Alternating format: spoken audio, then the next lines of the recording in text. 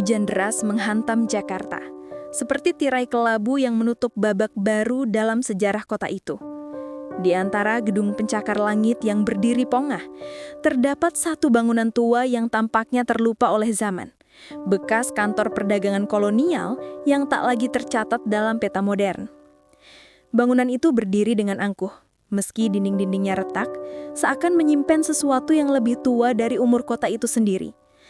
Dan di depan bangunan tersebut, berdirilah seorang pria bernama Edgar, seorang penyelidik swasta dengan ketajaman logika yang sering disalahartikan sebagai kegilaan yang terawat.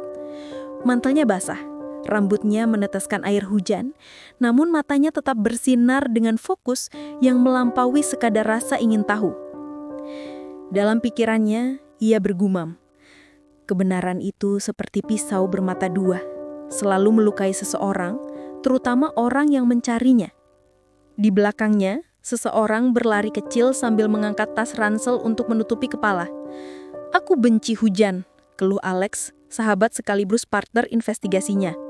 "Dan aku lebih benci ketika kau bilang kita harus pergi sekarang tanpa menjelaskan alasan yang masuk akal."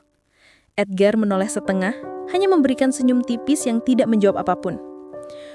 Penjelasan seringkali memperlambat langkah Alex. Dan malam ini, waktu bukanlah sekutu kita. Alex mengerutkan dahi. "Kau bilang begitu setiap kali kita mendekati sesuatu yang berpotensi meledak atau membuat kita diburu banyak orang?" Edgar mengangkat bahu. "Keduanya bukan hal yang buruk, asalkan kita tahu dulu siapa yang mengejar dan apa yang meledak." "Tidak membantu, Edgar." Mereka memasuki bangunan tua itu. Pintu kayunya berderit panjang seperti jeritan makhluk purba yang terusir dari tidurnya. Aroma lembab, debu, dan sisa-sisa sejarah yang membusuk menyergap begitu langkah pertama diayunkan ke dalam. Namun, ada sesuatu yang mengganggu.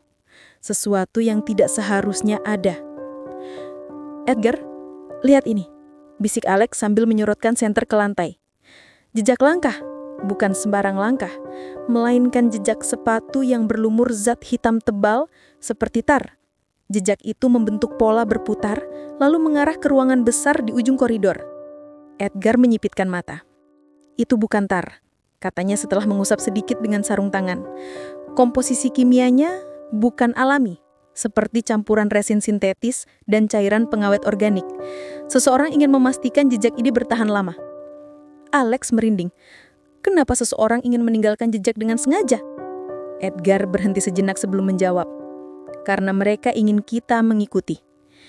Mereka melangkah memasuki bangunan besar itu. Bekas aula rapat, langit-langit tinggi dengan balok kayu tua, cat yang terkelupas, dan jendela besar yang pecah sebagian. Namun, semua hal itu bukan yang paling menarik perhatian. Di tengah ruangan, terdapat lingkaran besar yang dilukiskan di lantai menggunakan cairan hitam yang sama seperti jejak itu. Garis-garisnya membentuk simbol rumit yang tidak sepenuhnya antropologis, tidak sepenuhnya matematis, namun juga tidak sepenuhnya ritualistik. Perpaduan ketiganya, simbol yang tidak seharusnya eksis. Alex berbisik ketakutan. "Aku pernah melihat pola seperti ini di salah satu artikel yang pernah kubaca. Sebuah simbol yang digunakan kelompok okultis pada era 1980-an di Eropa Timur. Tidak, ini lebih tua, jauh lebih tua. Dan versi ini dimodifikasi." Ia berjongkok, jari telunjuknya mengikuti garis simbol itu. 3 lingkaran konsentris, 6 tanda panah menghadap keluar, dan di bagian tengah, bentuk segi 6 yang bukan segi 6 sempurna. Ini bukan sekedar ritual, ini kode. Kode yang dipaksa tampil seperti simbol pemanggilan iblis agar publik salah fokus. Alex mengangkat alis. Mengapa seseorang membuat kode yang terlihat seperti simbol pemanggilan iblis? Edgar menatapnya lama sebelum menjawab. "Karena untuk membuat orang takut, dan sekaligus memastikan hanya orang yang cukup gila atau cukup cerdas yang berani mendekat. Sayangnya, kau adalah kombinasi keduanya." Edgar tersenyum samar. "Terima kasih." Alex mengusap wajah.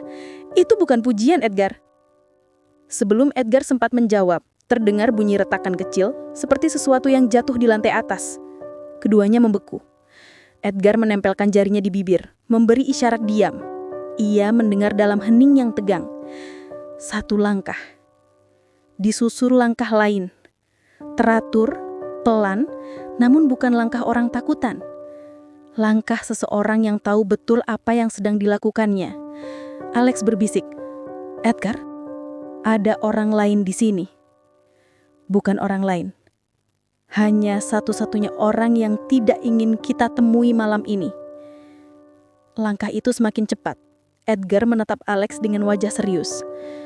"Jika aku bilang lari, kau lari. Jangan tanya apapun." Alex mendengus, "Kalimat favoritmu." Karena itu satu-satunya kalimat yang punya rasio keselamatan paling tinggi.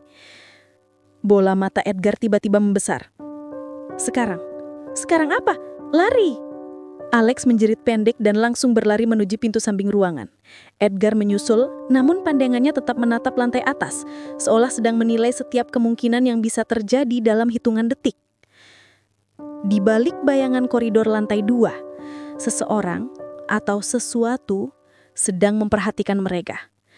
Dan malam itu, tanpa mereka sadari, Edgar dan Alex baru saja masuk ke dalam permainan yang tidak akan membiarkan mereka keluar dengan mudah.